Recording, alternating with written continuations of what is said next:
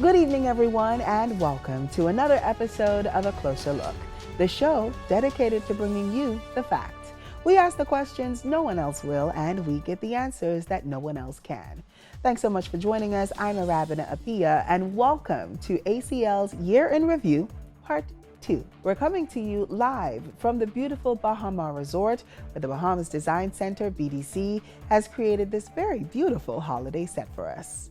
In part 1 of our holiday retrospective, we took a look at some of the pivotal policy decisions that have helped shape the national narrative this year and laid the groundwork for what the new year will look like. In this episode, we'll explore additional policies that have been instrumental in steering our nation, and we'll take a closer look at how these initiatives have resonated with the very diverse fabric of our local society.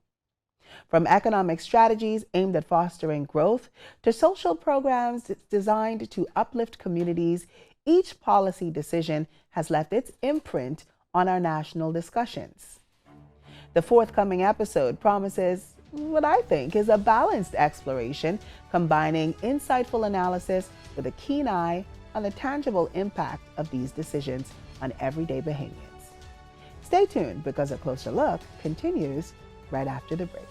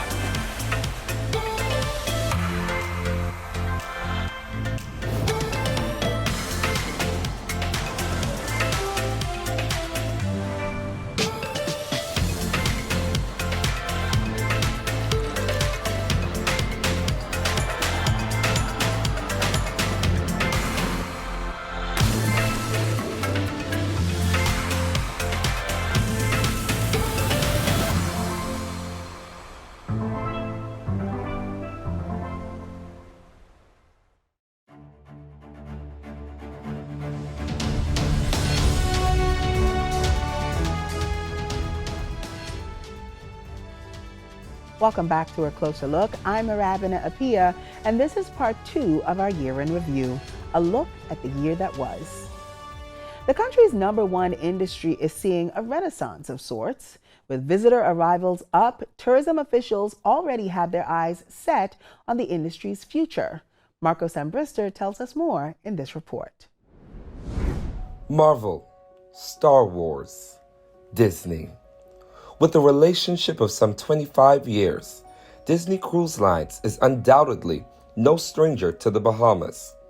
I caught up with Regional Director of Public Affairs for the Bahamas and the Caribbean, Joey Gaskins, to recap the year and Disney's commitment to these 700 islands and keys. Disney Cruise Line started here in the Bahamas. Our first island destination is off the coast of Abaco, the south, Castaway Key. And our next island destination, which will open in 2024, is in Eleuthera. So we've doubled down on our investment in the Bahamas. As always, Disney continues to ensure the Bahamas and the world of its commitment to conserving the environment. At the end of the day, it is important that the Bahamas stays beautiful, right? And that means ensuring that the environment, both natural environment as well as the built environment, is conserved, and that the communities that we come to and visit are healthy and happy so that they can welcome our guests. And so at Lighthouse Point, we opted for a trestle pier instead of dredging. We removed coral from that footprint, and we are growing coral right now at that site. We continue to do terrestrial surveys in that area. We removed endangered and natural plants from the site while we were clearing to a nursery so they can continue to grow and be returned to that site. We have 2 young Bahamian scientists who are conservationists. They lead in this work, and I think as we begin to talk a bit more about what we've done at Disney's Lookout Key at Lighthouse Point, I think Bahamians are going to be really happy with how much we've invested in conservation there. Bahamians in particular can expect a really amazing opening for Disney's Lookout Key at Lighthouse Point. We're going to be talking a bit more about how we've engaged Bahamian artists and fashion designers, architects, engineers, conservationists to really help us build the site that we're proud of, but that also reflects our commitment to ensuring that our guests have an opportunity to be experience the culture and the heritage of the Bahamas. And when it comes to Disney's relationship with the Bahamas, it's quite clear it's going to be a long-standing one. The fact is that this is a home for us at Disney Cruise Line. We have made commitments to the people and the government of the Bahamas, and we are dead set on ensuring that we meet those commitments. And those commitments are in employment, our support of entrepreneurs and ownership among Bahamians, our conservation work, as well as supporting the needs of the communities where we visit. So we're very excited to continue that work. We're excited to be growing, and we're excited to bring more families to experience the Bahamas. Reporting for A Closer Look, I'm Marcos Ambrister. Oh, Marcos, well, I am definitely jealous. It looks like you had a great time with the Disney team. Lots of great insights into the way forward for our cruise industry as well. When we return, our conversation turns to national investments. Stay tuned. A Closer Look is back right after this.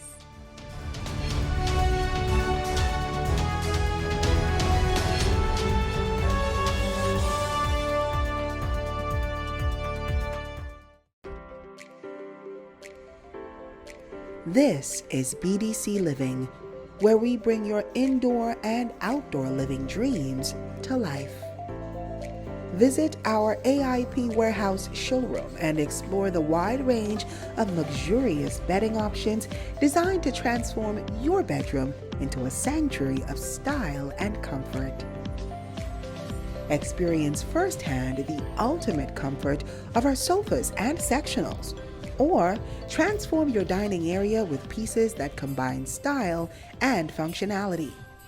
And as the holidays roll in, you can give the gift of BDC with our selection of festive home decor, trinkets, and treasures to make your holidays even more festive. Visit any of our BDC Living locations today and let your dream decor journey begin with us.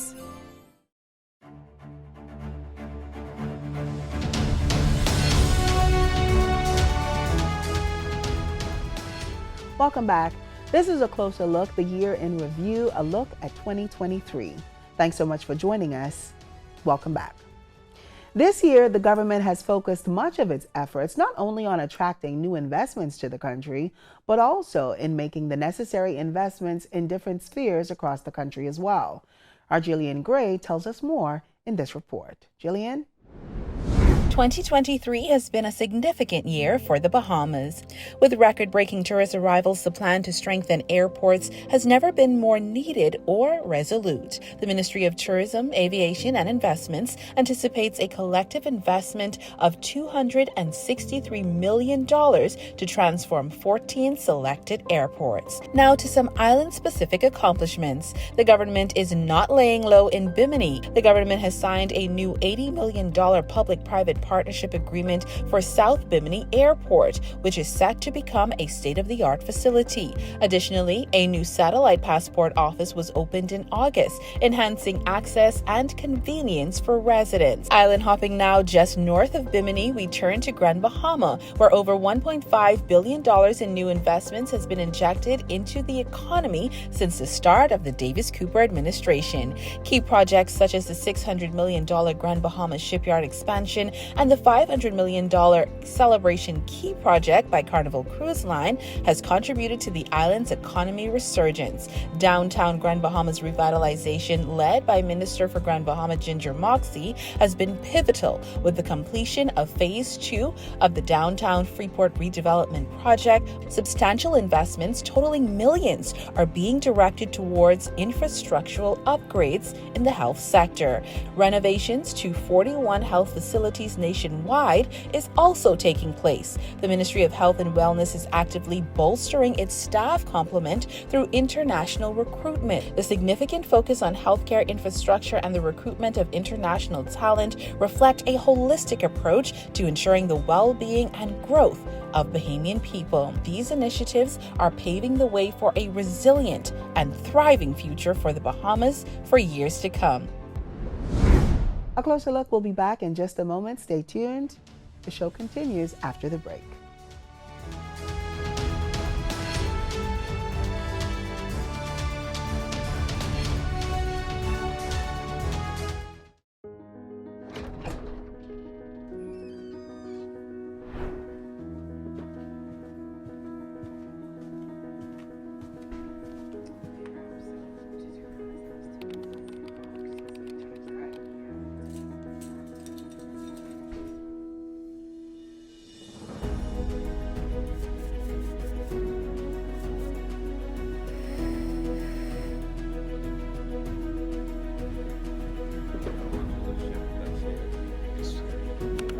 One minute out, guys. 1 minute out.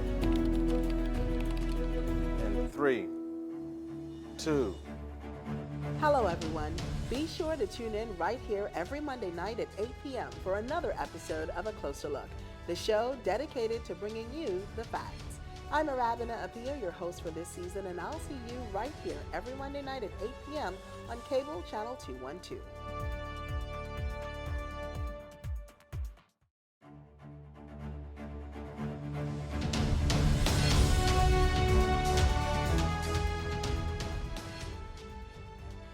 "2023 has been a year of national celebrations for Bahamians far and near." Our Catherine Duncombe takes a look back at the year that includes 50 years of Bahamian excellence. Catherine? In 2023, the Bahamas celebrated 50 years of independence with impactful events, embodying the essence of being Bahamian. From National 242 Day to the Legacy Ball and so much more, people united to honor their rich cultural heritage. The year gained added significance with the revival of regattas after a 2-year hiatus. Sailing, integral since the 1950s, reached new heights, officially becoming the national sport of the Bahamas, as highlighted by Dwight Hart, chairman of the Roadville Regatta. This is the first step, I think, in giving sailing the recognition that it deserves. Sailors put in a lot of energy, a lot of effort, a lot of sacrifice to be able to bring sailing, sloop sailing, to the fans. Therese Boodle, second officer at the Department of Local Government under the Ministry of Works and Family Island Affairs, says regattas serve as a crucial means of supporting not only the vibrant sailing communities, but also fostering growth for various Bahamian businesses. This is everything to the Bahamian experience, especially in the Family Island community. Sailing as a sport and as a tradition is over 80 years old. This year has also been instrumental for the Bahamas, not only culturally, but environmentally, emerging as a leading voice in climate advocacy. Climate advocate Ashante Russell expresses pride in the environmentally conscious decisions made by this administration to protect our sun, sand, and sea. Created spaces for inclusivity, that being this ambassadorship, the Bahamas Youth Climate Ambassadors, and the opportunities for young people to not just be heard, but included, and the opportunities for us to, while being included, educate and expose young people and their households, the communities they reside in, their schools. In its Golden Jubilee year, the Bahamas has positively impacted the sailing and environmental communities, propelling the nation forward. Catherine Duncombe reporting for A Closer Look. Stay tuned. We'll be back to wrap up the show with our closing arguments in just a moment.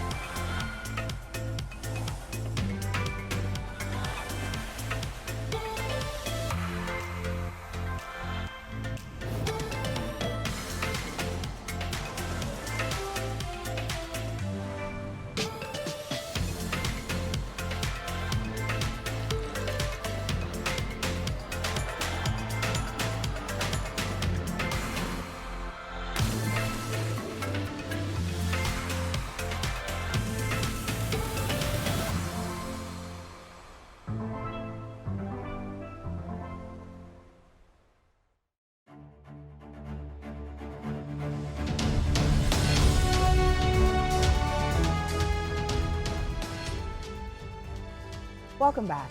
You're watching A Closer Look, and this is part 2 of our year in review. Thanks so much for being here. Our guests today are here to shed some light on the goings-on in one of the government's major ministries, tourism and investments. Please welcome to the show Director of Investments, Phylicia Hanna, and Deputy Director General of Tourism and Aviation, Kenneth. Welcome to you both. Thank you. Thank you so much for being here. So we have a lot to get into because this year, 2023, has been sort of a banner year for both of you guys. For tourism, we have seen a return to pre-COVID visitor arrivals. What are some of the things that you are looking forward to or that you are rather most proud of in 2023 as it relates to tourism and aviation? This has not just been another banner year, this has been an historic year, and I am extremely proud of the relationship that exists within the tourism, investments, and aviation ecosystem. We're a family. Deputy Prime Minister says at times that tourism is the lifeblood, aviation is the oxygen, and investment, I guess, now is the environment. So when you have the combined and collaborative effort between these three agencies, how we support each other, we're not surprised, again, at the historic year that we are experiencing now in tourism.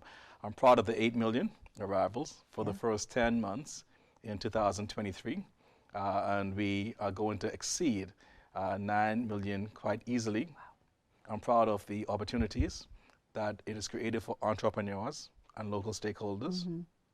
I'm proud of the prioritization that the government has placed on the infrastructural development of our family island airports.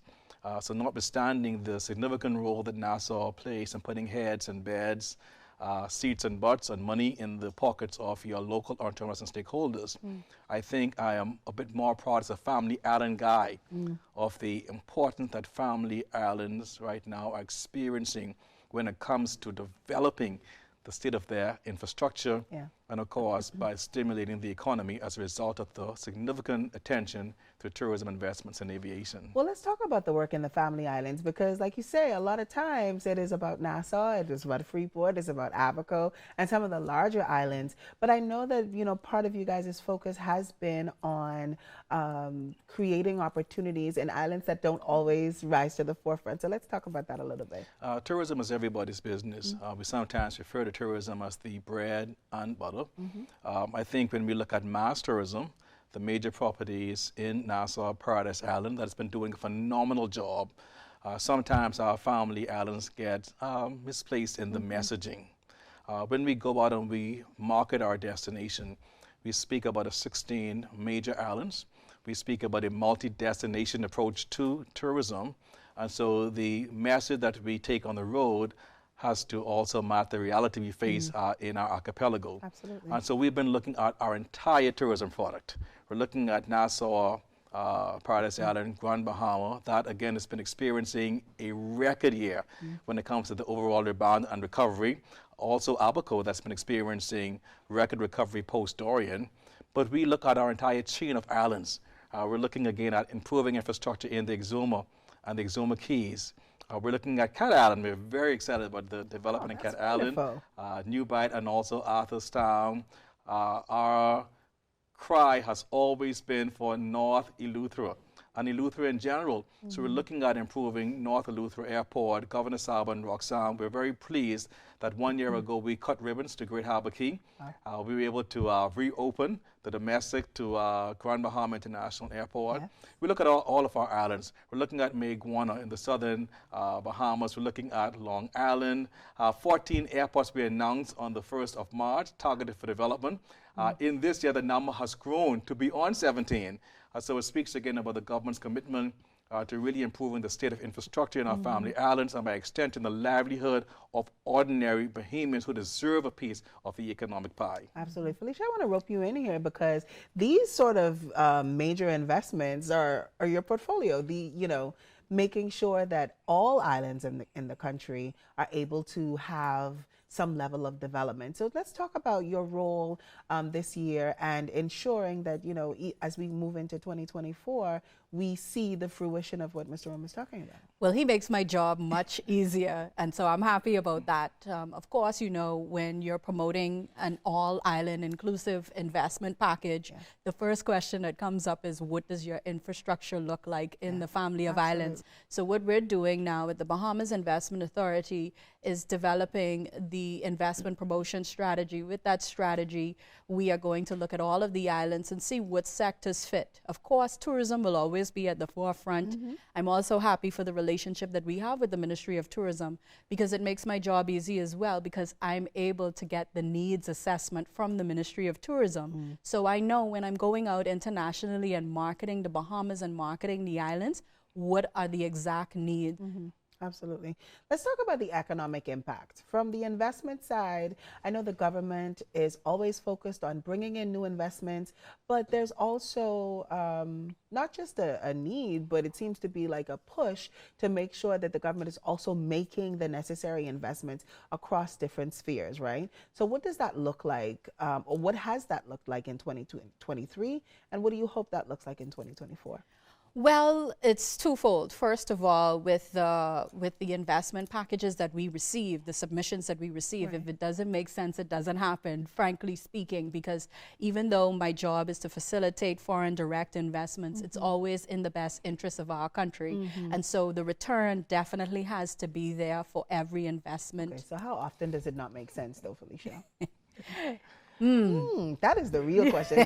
How often does it not make sense? I imagine, you know, the Bahamas has a reputation for being the place to come for investment. So, you know, how often? Well, if the return isn't there for the Bahamian citizenry, it doesn't make sense, point blank, full stop.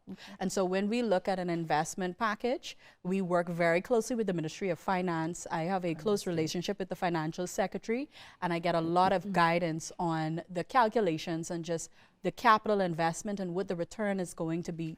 Gone are the days that we just look for job creation from investment packages. We now look for entrepreneurial opportunities and what is going to be the contribution to our economy. That's the biggest thing for us. Absolutely, absolutely. From the tourism side, would you agree with that in terms of creating not just jobs, but entrepreneurial opportunities as well? I think that when we look at our key organizational priorities, at times we equate what we're doing to heads and beds, and we sometimes feature our larger properties. So sometimes the narrative out there is that tourism is not benefiting the ordinary man. When we look again at our visitor spend, both from our stopover arrivals and our day passengers, our cruise arrivals, we see that in a tangible way, it is contributing towards creating opportunities for entrepreneurs and stakeholders. I think that what we have done this year, and what we probably could do a better job doing 2024, is looking at opportunities. How is it that we could place tourism into the hand of the ordinary Bahamian, into the mom and pop? How is it that we preserve our sense of culture, not just in Nassau, but how is it that we are able to support and empower persons in our family islands, like Cat Island, to tell their story, to carve out their particular role in history. And so when it comes, so we're very pleased again with what the Director of Investment is doing. It's very much aligned with what we seek to do in tourism and also in aviation. But how do you, in a tangible way, say to the ordinary Bahamian that tourism is everybody's business?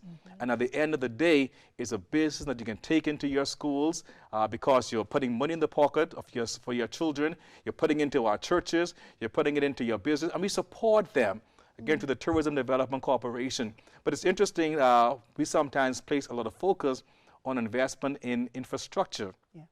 I think one of the things I'm most proud of for aviation is the amount of time we place in investing in people. So for the first time, we launched our National Aviation Strategic Plan. And among 8 of the components, one of them speaks to how do we develop human capital. And so I'm very pleased that we were able to form for the first time and launch the first ever Bahamas Aeronautical Academy. You're looking again at our young men and young women who dream of taking to the skies, who dream of a role in aviation. We're looking at how we could, through strategic partnership with Qatar Aeronautical Academy, Embry-Riddle, Colorado State University, MTSU, and many others, how is it now that we can empower the next generation of professional aviators? How do we create a mentoring environment where the retirees feel as though they still have something to offer? So investing in human capital is just as important as investing in physical infrastructure. That is a lot to brag about, because those are very important advancements that have been made. What are some of the things that you are most proud of in terms of the investments that have not only come into the country, but the investments that the government continues to make in human capital as well? Well, I'm most proud of, we're reviewing the industries that are reserved for Bahamians. That is particularly important to me. We're also working, the BIA is just one entity that works with multiple government agencies, including the Department of Aviation. So in terms of developing human capital, I'm happy to work with the Ministry of Labor and try and get an understanding of one, what skill sets are available to investors when they come in, so that information is readily available to them, and two, seeing where the skills gaps are and seeing how we can really fill those gaps, because that's important as well, to the concessions that we provide to investors. We want to make sure they're minimal as much as possible, because that increases the return for the Bahamian public. Absolutely. Well, I want to thank you both for being here. This has been such a good conversation. And I think, at some point in the new year, we have to have you guys back, because there's so much more that can be discussed. So I'm very pleased to have had you guys on today. Thank you so much. Thank you. Thank you. There's more of a closer look after this. Stay tuned.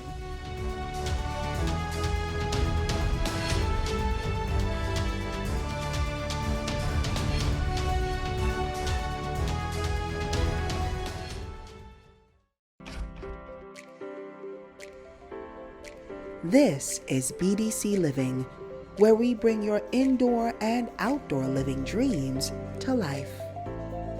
Visit our AIP warehouse showroom and explore the wide range of luxurious bedding options designed to transform your bedroom into a sanctuary of style and comfort.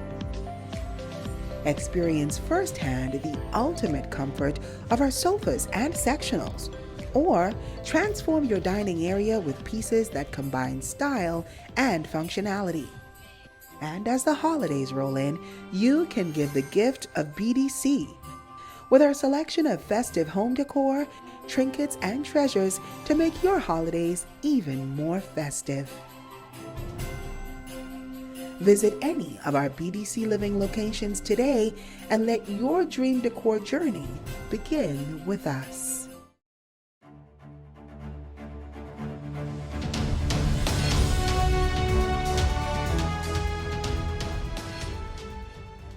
I hope you've enjoyed our two-part retrospective on 2023. As we prepare to bid farewell to this year, I hope that a closer look has been a source of not just knowledge, but inspiration. I hope that we're able to carry forward the lessons and insights gained this year. I hope that the policies which we've explored and dissected are not just abstract concepts in your mind. I hope that now you see them as living, breathing forces that have touched your life and the lives of the people around you. Because these policies represent the commitment of our government to address challenges, foster growth, and create a more resilient Bahamas. From all of us here at A Closer Look, I'd like to wish you and yours a very merry holiday season. We'll be back in the new year to ask the questions no one else will and to get the answers that no one else can. Thank you for your support and your viewership this year. Till next time, I'm Arabina Apia. Good night, everyone.